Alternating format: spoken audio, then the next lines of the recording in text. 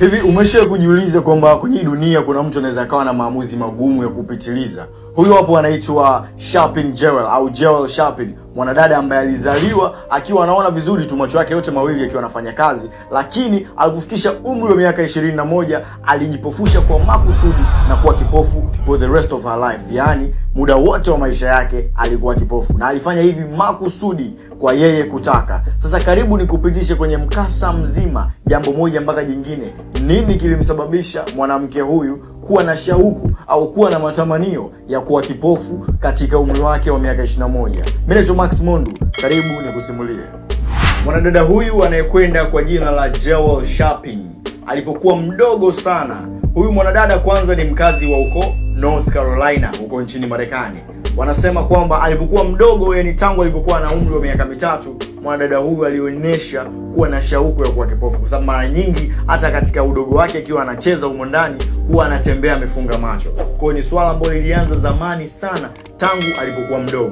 Sasa swala hili liliendelea kwa sababu binti huyu alipokuwa na umri wa miaka 15, 16 alikuwa anavaa miwani ili aweze kuona. Nadhani wote tunatambua wale watu ambao huwa wanavaa miwani labda kusomea au kuona mbali au kuona karibu. Basi yeye alikuwa ni mmoja kati ya watu, na yeye alikuwa na tatizo la kwamba akivua miwani huwa anapata shida sana kuona, kwa maana alikuwa anaona ukungu. Sasa huyu mwanadada au kipindi hicho tunamuita binti sasa, kwa sababu alikuwa na miaka 16, yeye kwa kipindi hicho alikuwa hataki kabisa kuvaa miwani.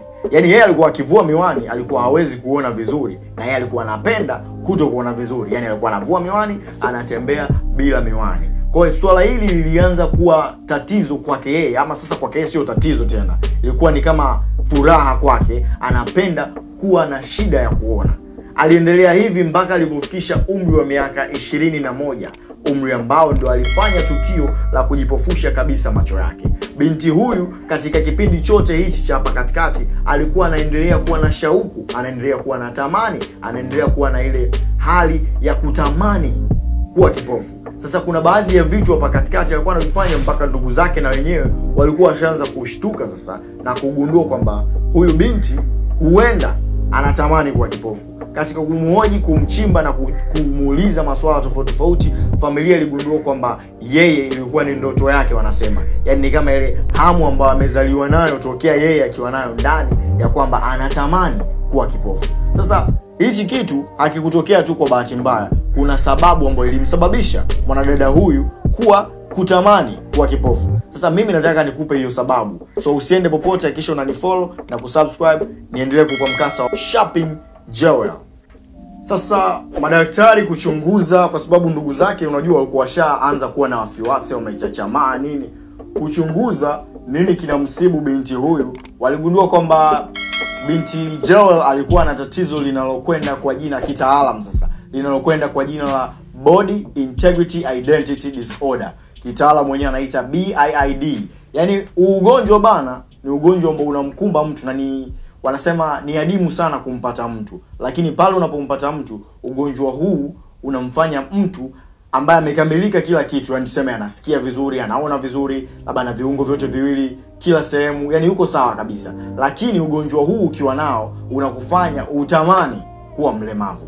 Yani ndivyo inavyokufanya. Yani wewe unajisikia kwamba hii mikono miwili sistahili kuwa nao, mimi nastahili kuwa na mkono mmoja, au haya macho haya kama alivyofanya huyu binti Jerrel, kwamba yeye alikuwa tokea amezaliwa yani anaona kwamba kuona kama sio vitu vyake, yani yeye kwenye moyo wake ana shauku na kutamani kuwa kipofu, kuto kuona kabisa. Ndio kitu ambacho kinamfanya huu ugonjwa, kwamba ukiwa nao wewe hata kama uwe mzima kila kitu, basi unatamani bana, hii miguu miwili inafanyia nini hapa, utoke mmoja basi baki na mmoja. Ndio huu ugonjwa anachokifanya. Kwa hiyo binti huyu yeye alikuwa anakumbwa na huu ugonjwa wa Body Integrity Identity Disorder, BIID. Sasa muda ulikwenda, siku zikasogea, miaka ikazidi kwenda. Bibi huyu ama binti huyu Jerrel Sharping aliendelea kuwa mtu mzima na alikuwa na maamuzi yake mwenyewe. Alipofikisha umri wa miaka 21, mwaka huo ulikuwa ni mwaka 2006, kitambo kidogo, ambapo ndo mwaka ambao aliamua sasa rasmi kwamba bana, mimi najipofusha. Shaona. Sasa binti huyu alitafuta mtaalamu, wanasema mtaalamu wa saikolojia, alimtafuta mtaalamu wa saikolojia ambaye angemsaidia kwenye zoezi zima la kumpofusha na kuwa kipofu. Huyu mwamba alikutana naye tu online, wamewasiliana wakakubaliana kwamba bana mimi nataka kujipofusha, na huyo jamaa naye alikuwa yuko willing, alikuwa yuko tayari kufanya hilo zoezi na bibi huyu Sharping Jewel. Sasa kwa muda ulivyokuwa unazidi kwenda, alijua kwamba ataenda kufanya zoezi hilo kujipofusha, basi alikuwa ameshaanza mazoezi kabla ya kujipofusha. Ilikuwa kama miezi 3 nyuma aliacha kabisa kuona. Alikuwa anajifunga kitambaa, anavaa na miwani ambayo ilikuwa ni nyeusi kabisa, yani huoni chochote. Anachukua kifimbo chake, anatoka anazunguka mji mzima mpaka anarudi nyumbani. Hapo bado yuko tayari anaona, lakini alikuwa anachukua mazoezi kwamba akishakuwa kipofu activities atakuwa anazifanyaje. Kwa miezi 3 nyuma binti huyu alikaa bila kuona. Anavaa kitambaa, anavaa miwani, anatoka zake nje, anapiga misele, anakata mji, anamaliza, anarudi nyumbani bila shida yoyote. Kwa akajiona kabisa hapa bana mimi nimeiva, niko tayari, naweza nikachukua hatua ya kutimiza ndoto yangu ambayo nilikuwa naiota tangu nikiwa na miaka 3, tangu akiwa mdogo kabisa. Sasa hapa ndo jambo linazidi kuwa serious. Hapa huyu daktari walipokutana ndo jambo linazidi kuwa serious, kwa sababu hapa ndipo ambapo muda walienda kutimiza swala la kumpofusha huyu binti. Ilikuwaje? Walitumia nini? What went down, wazungu wanasema. Tuendelee kusikiliza tuweze kujua.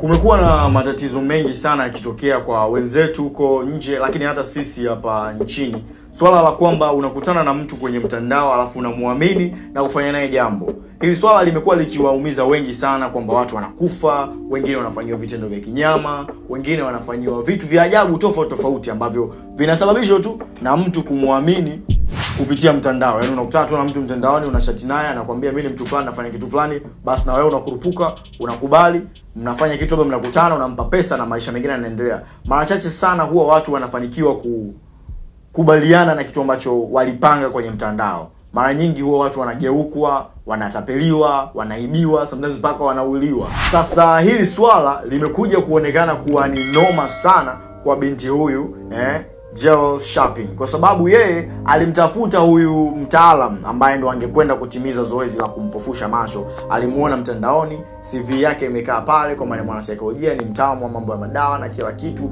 Akaamini ya kwamba huyu ndo mtu sahihi wa kutimiza hili zoezi. Kumbe bana, kwenye mitandao watu waga wanajisifia, wanaandika CV kubwa, wanajiandikia mambo ambayo yani ukiona unasema kweli mtu huyu hapa. Lakini kiuhalisia unakuta watu hata ujuzi wanao mdogo sana tofauti na wanavyoandika. Kwa hiyo tuepuke sana kuamini watu mtandaoni.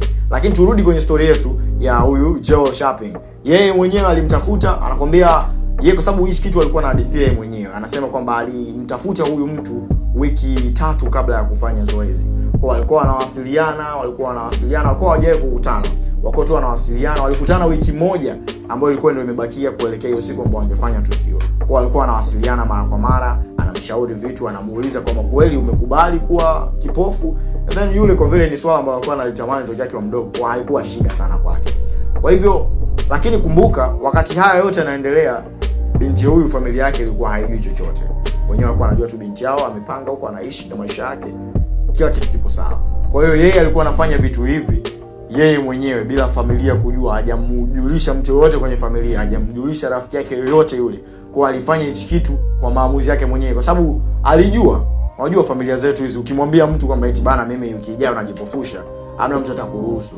Kwa alijua kabisa kwamba akimshirikisha yoyote kwenye hili swala lisingeenda kutimia jinsi ambavyo wangetaka. Kwa kuona vikwazo vingi vingetokea, labda wangemletea watu wakae naye, wangemletea wale madaktari wanaita wa ushauri na sawa, wangemshauri, lakini yeye alikuwa ashakunja roho kwamba anataka kuwa kipofu. Kwa kutaka mtu yoyote kujua, familia, marafiki na hata majirani. Kwa hivyo sasa siku ya tukio imefika. Nilikwambia ilikuwa ni mwaka 2006 ndio tukio lilifanyika, ambapo walikutana sehemu ambayo ilikuwa tu ni kama store fulani hivi, ni kama zile sehemu ambazo za magodown. Walikutana huko na huyo daktari tayari kwa kukamilisha zoezi. Yeye alikuwa anamuuliza daktari mara kwa mara kwamba ni kwa namna gani utafanya hili zoezi litimie, likamilike. Daktari anamwambia usijali, mimi ndo mtaalamu, mimi ndo professional, kwa kila kitu nitakifanya kitaenda sawa. Basi muda ulizidi kwenda, walikutana pale, kalala chini, ambapo yani kulikuwa kuna kama kitanda ambacho unalala, kwa sababu issue ni macho. Kwa hiyo macho ndio alikuwa anatakikana. Kwa hiyo kikaa hivi kawaida hauwezi kufanyia hiyo procedure. Kwa hiyo ilibidi alale, aegemee chini ili zoezi liweze kufanyika. Bila kujua kwamba daktari bana ambaye amekuja kufanya zoezi alikuja na dawa ya kusafishia choo. Ni dawa ambazo zinatumika kusafishia mifereji, dawa ambazo zinatumika kusafishia choo. Ni dawa ambazo ni kali sana, ambazo ikitoa kwenye macho kwa kweli hautoona.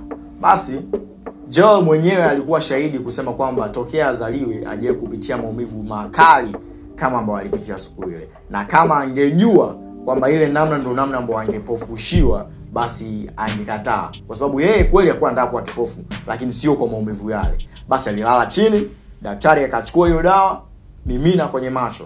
Imagine maumivu aliyopitia, alikuwa ni maumivu makali sana. Anasema alipiga kelele ambazo zilikuwa ni kelele kweli.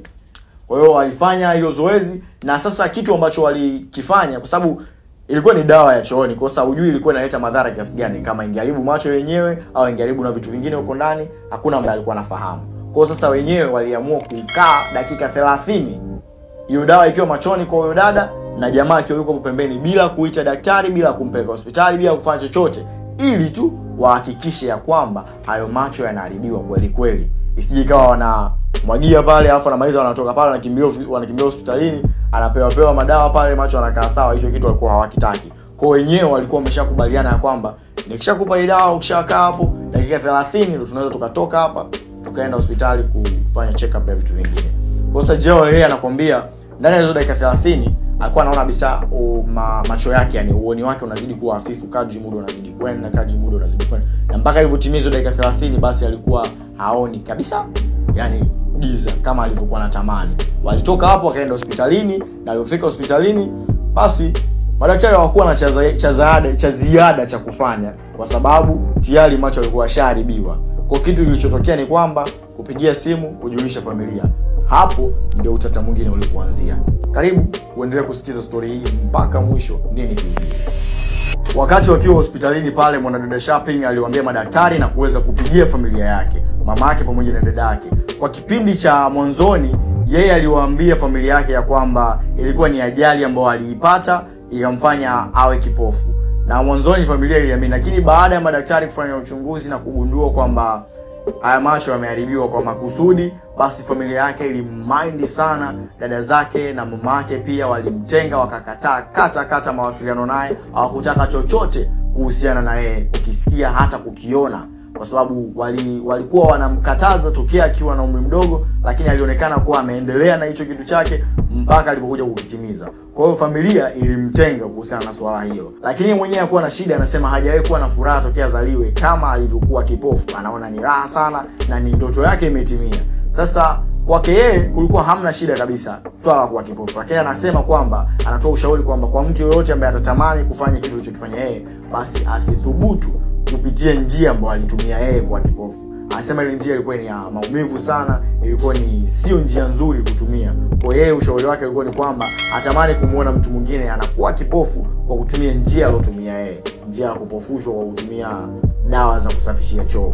Pia vile vile aliulizwa sana kumtaja huyo mwanasaikolojia ambaye alimsaidia kutimiza zoezi zima, lakini yeye aligoma kata kwa sababu anajua kivyovyote vile angemtaja basi jamaa angejikuta anaingia kwenye matatizo, kwa sababu ya labda hana vibali, hana uhalali wa kufanya hilo zoezi, kwa ingemletea shida.